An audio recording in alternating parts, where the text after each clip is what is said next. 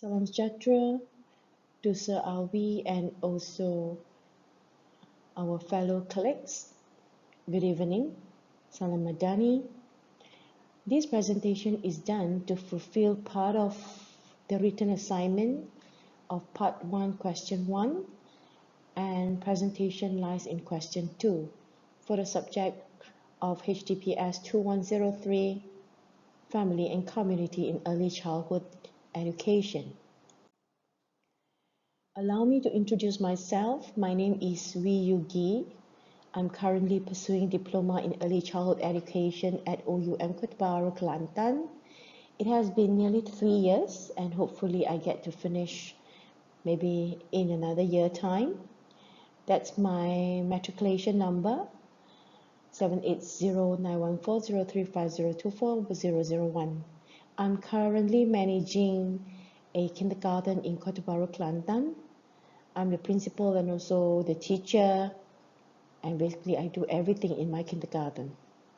So as what they say, although you are a teacher, you are a principal, you are also a janitor, hairdresser, doctor when the children are sick, and everything that you can do to keep the children safe and healthy.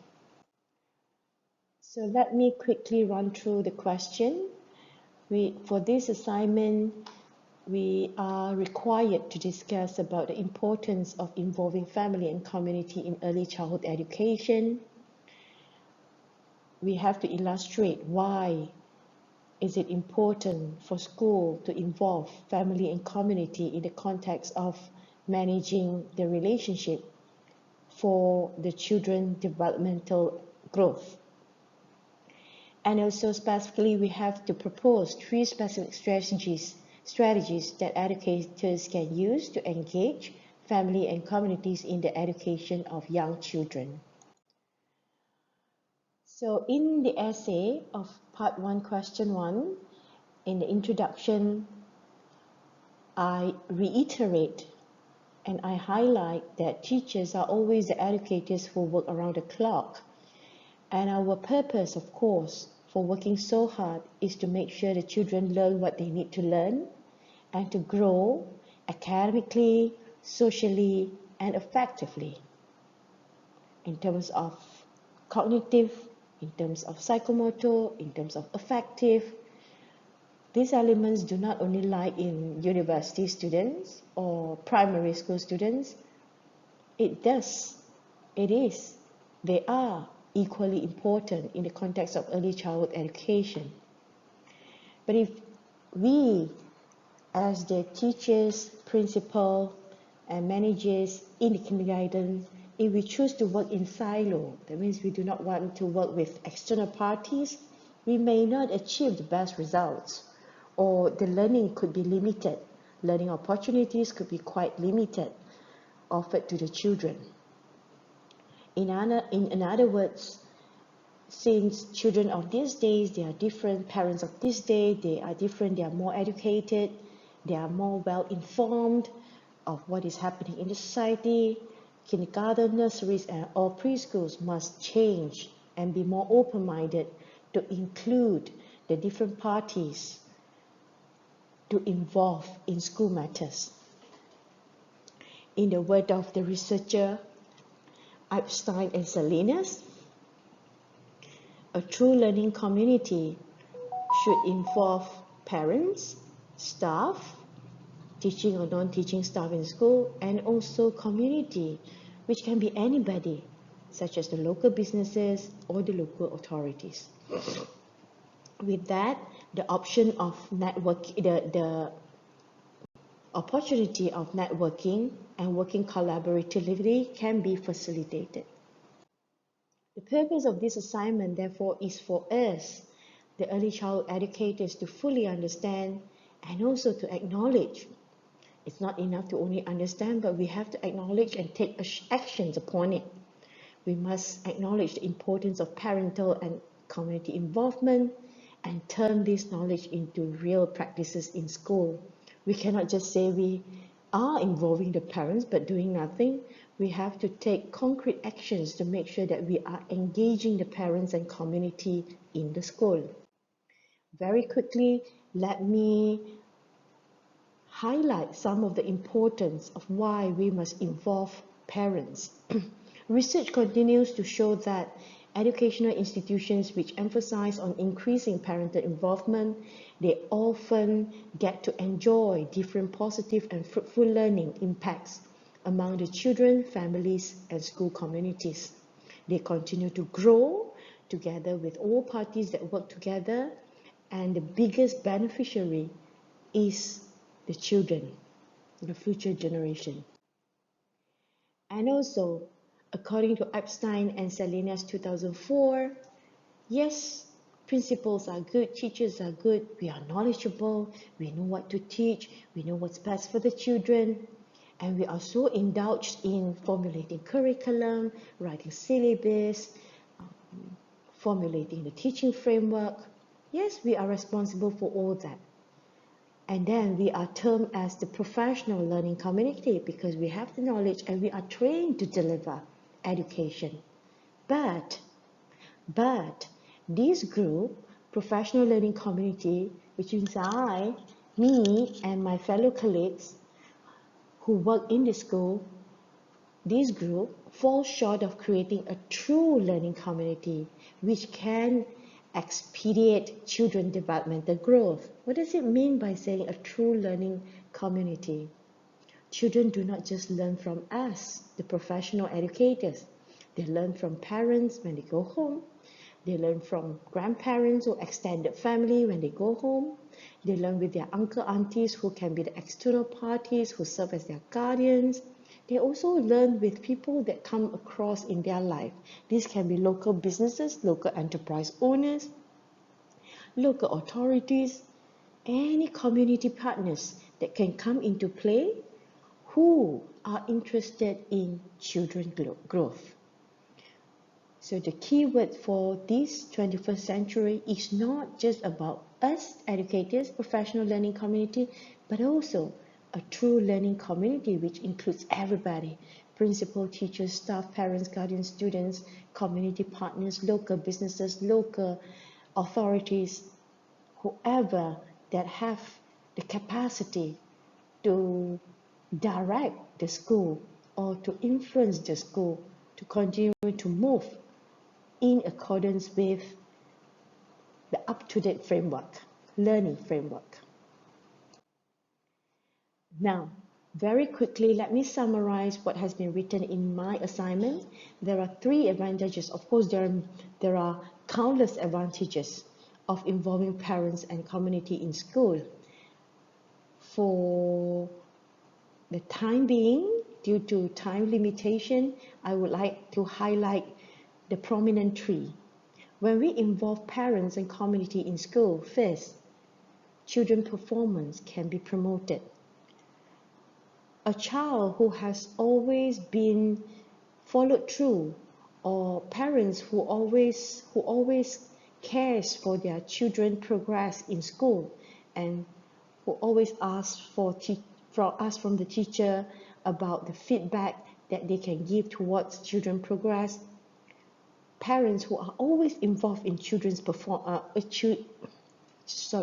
parents who are always involved in children's achievement, progress, tend to make the children progress positively. The first point says academic excellence can be promoted in school, and research shows that Taraga al. 2017 shows that there is a positive association between parental involvement in education and academic achievement. In other words, the more my parents care about me, the more they know how I do in school, the more they can help me as a child. So if the parents continue to talk to the teacher about how's my child today, is he writing well, is he doing the coloring well, is he singing, can he do the rhyme, can he recognize the letters, all in all, what makes the children, the parents, upon getting feedback, they will go back and take corrective actions, or they would even praise the children, and that is good enough to uplift their spirit to learn more, or motivation to learn more. Secondly, parents who who are involved in school matters or organization of events, they tend to help the school programs or events to be more successful. Organization of events in school normally garner enough support and also inputs by the parents as well as local businesses who often act as sponsors. So it is very important for us teachers, principals to network with external parties, because when it comes to organizing school programs, you never know. Doctors can play a part in giving a talk, lawyers can come and offer their assistance in reading through the contract that we are going through. And even if you are housewives, we might need your help to do some sewing in school for the curtains. These are all small little things that would make our school programs or events even more successful. Number 3, in long term, when parental involvement continues to increase in school, the children experience high sense of belonging because they know the parents care, and they tend to have higher self-esteem. They are more confident because anything they face in school, they can openly tell the parents, knowing that the parents are aware because the parents continue to communicate with the teachers and made aware. 3 strategies. Now here comes the important part of Simon, where we are supposed to recommend 3 strategies that we can use in school to increase parental and community involvement. I believe very strongly in curriculum review, and I think sometimes principals and teachers think that they know so much that nothing can beat them. But as of today, so many things have changed, technology has changed, the way we deliver must change. So it is time to review the curriculum, because it is not just about A to Z anymore. It could be a lot more, covering phonics reading that maybe the teachers are not well trained of. And it is not just about 1 to 10 the numbers. It is about how we can make children be manipulative in using the numbers and apply it in life. So all these, when it adds up, we will tend to see that syllabus must be revisited from time to time, and small changes can be taken to improve the syllabus. So unfortunately, some research studies show that some schools are intimidated by parents' involvement. That means they don't like when parents ask too much, or they don't like to involve the parents. However, we can always start small. First, we can invite parents to be storyteller. They can even come to be assistant teacher once a week or once a month, and help in the kitchen to prepare breakfast, and help to manage the teaching routines that happen in class, and eventually help to prepare learning materials. When put all this together, they will see the curriculum and syllabus. They will see how the methods and delivery used by the teachers, and they will know how to help give feedback and improve the curriculum or syllabus. And with that, the standard of academic can be ascertained and improved from time to time. Second strategy, yes, we continue to involve parents in school events, annual events like orientation day, convocation day, open day, annual concert, sports day, as well as family day. The more engaging they are in the event, according to their capacity, the more supportive they are towards what we do in school. As simple as parents can be invited to be the MC for the event, or instead of just having teachers and performing on stage, parents can be invited, a group of parents can be invited to perform on stage, and that will actually increase the bonding and foster the relationship among all the parties in the school. And instead of having just the principal to deliver a speech, why don't we have a parent representative or guardian representative to tell them what they perceive the school as and how we should improve. Lastly, we should ensure parental involvement actively by having parents take part not only seated as audience, but take part as participant. For example, when it comes to reading competition, parents can sit in as jury, and so they can see how the children deliver and how the children are taught and how they learn in school, and they can eventually tell us how to improve. And as for sports day, of course, they should be involved as participant and take part in the race or go around in the hula hoop or enjoy the tug of war with the teachers, etc. Active involvement and not just seated as audience. With that, they will appreciate the teachers, and children, having seen their parents running around in the field with them, they feel more empowered and they feel more confident. That's when self-esteem is enhanced. As a conclusion, I hope with this presentation I have highlighted the importance of having parental and community involvement in early childhood education context. I hope to have fulfilled the objective of this assignment to make all of us understand that yes, parents and community active involvement should not be underestimated, and without them, without the external parties, teachers and principals will only be working in silo within a restricted frame that we think we are still good, but there's so much that we can do for the children if we have the extra hands, extra opinions, and external support. Or every single feedback, whether it's positive or negative, must be addressed in a professional manner. With that, together, the school will grow, the children will grow, and we can unleash the potentials of all parties.